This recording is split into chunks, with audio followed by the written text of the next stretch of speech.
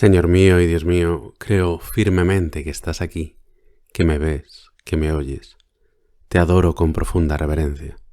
Te pido perdón de mis pecados y gracia para hacer con fruto este rato de oración. Madre mía Inmaculada, San José, mi Padre y Señor, ángel de mi guarda, interceded por mí. En la primera lectura de la misa de hoy se nos cuenta el momento en que el profeta Samuel se presenta ante Jesé en Belén para ungir a uno de sus hijos como el nuevo rey de Israel. Y cuando Samuel ve a Eliab, uno de los hijos de Jesé, se dijo: «Seguro que estás ungido ante el Señor». Pero el Señor dijo a Samuel: «No te fijes en su apariencia ni en lo elevado de su estatura, porque lo he descartado. No se trata de lo que vea el hombre, pues el hombre mira a los ojos, mas el Señor mira el corazón». Y Samuel va descartando uno tras otro a todos los hijos de Jesé, y cuando ve que no hay nadie más, pregunta: ¿Y no hay más muchachos? Y Jesé le responde: «Todavía queda el menor, que está pastoreando el rebaño». Y efectivamente, tú, Dios mío, eliges a David, al que parecía que no contaba, ni siquiera para su padre. Y hoy quería hablarte de David, pero no precisamente de ese David, sino de otro del que te hablé hace ya 8 meses, hace justo hoy 8 meses, el 16 de mayo. Dejo en la descripción de YouTube y en la aplicación el enlace a aquel audio, Cuando te invoqué me escuchaste, creo que se titulaba, por si te lo perdiste y no sabes de qué te hablo. Y te hago un breve resumen, pues para ponerte en situación. En aquel audio hablaba de la sorprendente y repentina curación de David, un hombre casado, padre de 5 hijos, que después de unos 5 años de sufrir una enfermedad neurodegenerativa que le causaba un dolor continuo e intenso, como el calambrazo que uno siente cuando se da con el codo así sin querer, pero todo el rato, o como si un perro te estuviese mordiendo continuamente, según su propia descripción. Una enfermedad que le había hecho ir perdiendo la movilidad, al final se manejaba ya con silla de ruedas, y que también le había hecho perder la sensibilidad del lado derecho, hasta el punto de que un día en una barbacoa pensó que al que estaba cocinando se le estaba quemando el pollo, hasta que se dio cuenta de que era su mano la que estaba sobre las brasas. Le salió una ampolla increíble, pero por lo menos pues no le dolió.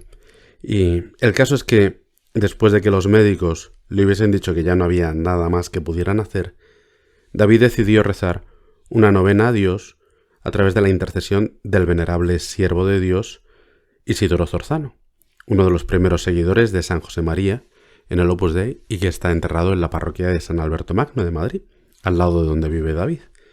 Y justo al 9º día se curó. Sí, sé que suena raro decirlo así, sin más, pero tiene más detalles en el audio del que te hablaba antes. Desapareció el dolor, recuperó la sensibilidad y todo el movimiento, y poco a poco ha ido recuperando también la masa muscular que había perdido durante esos años. Eso con rehabilitación, claro. El caso es que hace poco un amigo me dijo que David había empeorado. Y he de reconocer que eso me causó cierto desasosiego y que no me atreví ni siquiera a preguntarle. Pero el viernes pasado estuvo en el cole donde estoy yo de capellán para contar, junto con su mujer, su historia a los padres de quienes se están preparando para recibir la primera comunión. Y pude ver en directo que no solo no ha empeorado, sino que, como decía él mismo, está al 100%. Yo creo que al 120%. Y antes de seguir contándote cosas, creo que tenemos el peligro de que me limite a contar una serie de cosas, una historia fantástica, sorprendente, y que nos olvidemos de que estamos procurando hablar con el Señor, hablar contigo, Jesús. Así que para evitarlo, tú, por tu cuenta, vete diciendo jaculatorias al Señor según vas escuchando.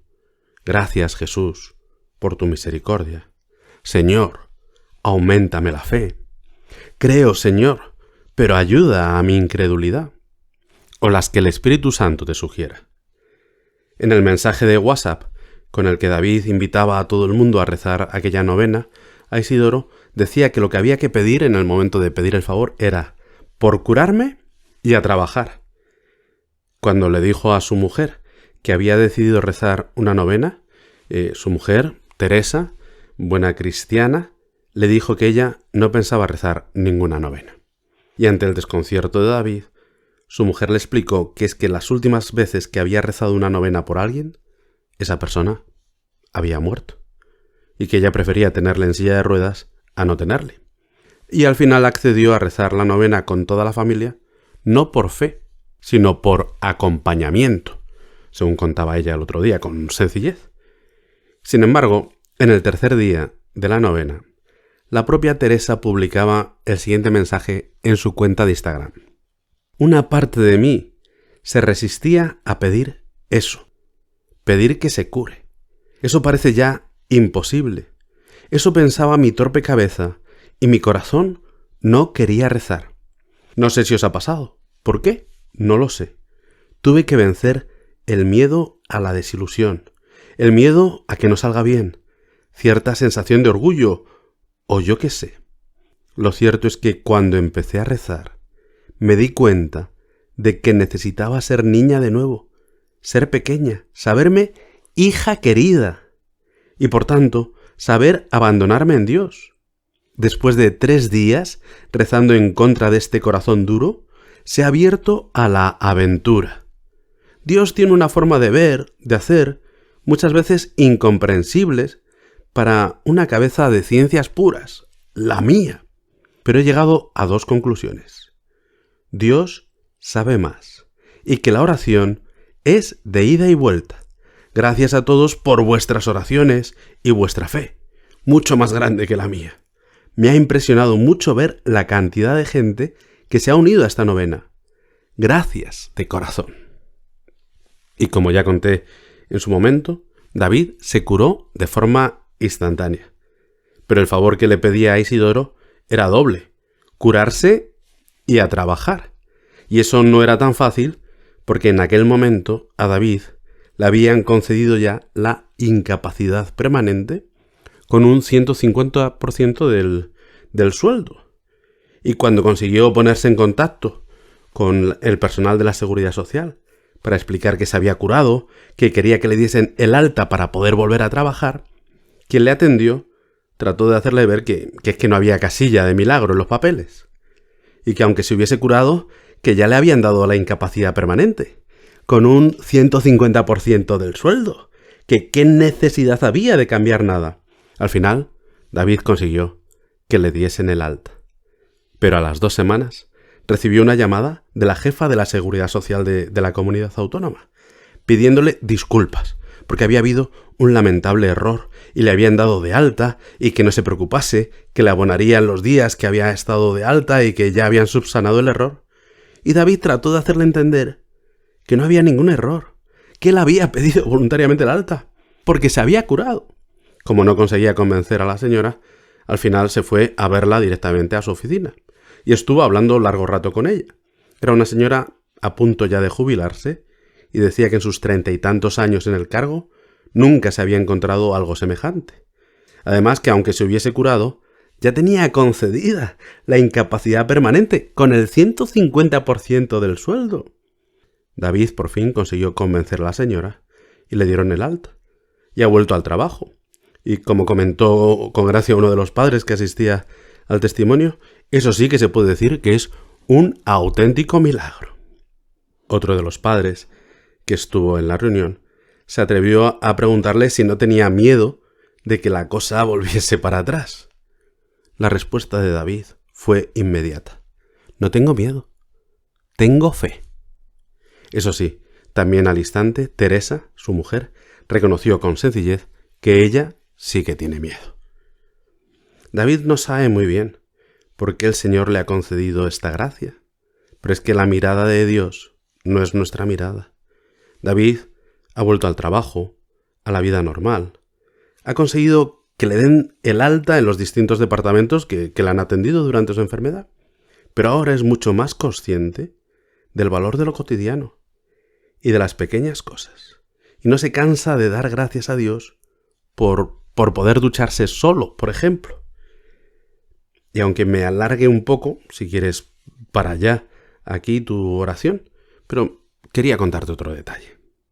El lunes, tan solo 2 días después de su curación, se quedó por la tarde en casa solo, con su hija pequeña de 7 años, porque los demás hijos estaban en sus actividades extraescolares.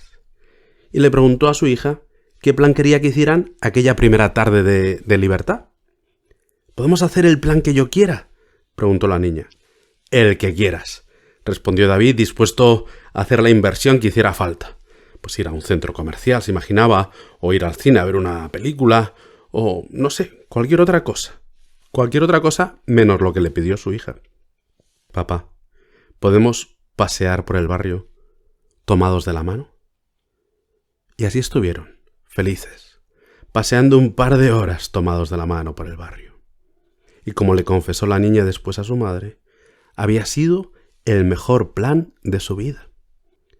Ella nunca había visto a su padre bien, solo recordaba a su padre enfermo. Sin embargo, durante todos los años que duró la enfermedad, la niña jamás se quejó. Gracias, Señor, por tu infinita misericordia. Jesús, auméntame la fe y quítame el miedo. Te doy gracias, Dios mío, por los buenos propósitos, afectos e inspiraciones que me has comunicado en esta meditación. Te pido ayuda para ponerlos por obra.